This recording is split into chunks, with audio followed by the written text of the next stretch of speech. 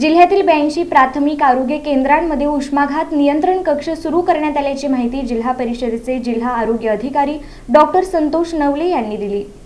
सोलापूर जिल्ह्यात गेल्या काही दिवसांपासून रोजच तापमान वाढत आहे, त्यामुळे उष्माघातासारखे प्रकार होण्याची शक्यता आहे।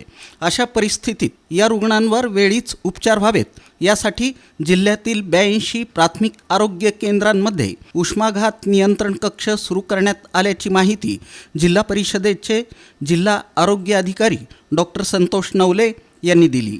राज्य शासनाच्या सूचनेनुसार उष्माघात नियंत्रणासाठी आवश्यक उपाययोजना करण्यात येत आहेत। यासाठी रुग्णांना गरजेच्या वेळी आवश्यक सुविधा उपलब्ध करून देण्यात येत आहेत।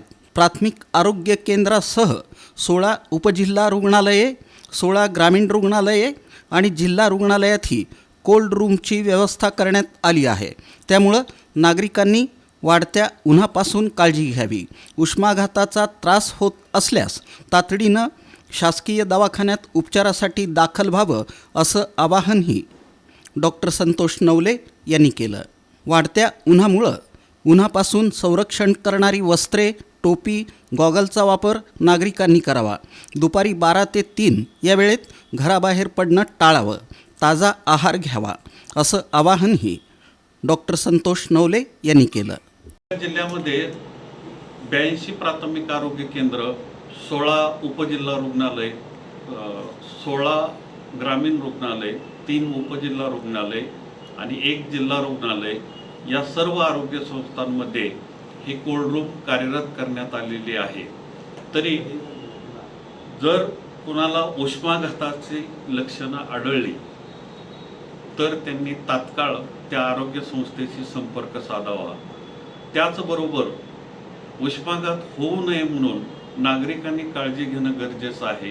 त्याच्यामध्ये गरज नसताना म्हणजे साधारण 12 ते 4 या वेळेत घराबाहेर जाणं टाळावं। त्याचबरोबर घराबाहेर फिरताना डोक्याला टोपी किंवा स्कार्फ यासारख्या गोष्टींचा वापर करावा।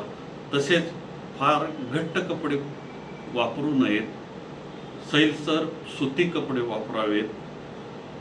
तहान लागली नसली तरी सुद्धा नियमितपणे पाणी प्यावं।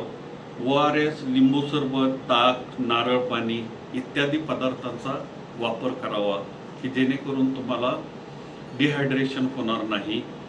लहान मुले, ज्येष्ठ नागरिक, गरोदर महिला, दीर्घकालीन आजारी असलेल्या लोकांनी या उन्हामध्ये विशेष काळजी घेणं गरजेचं आहे।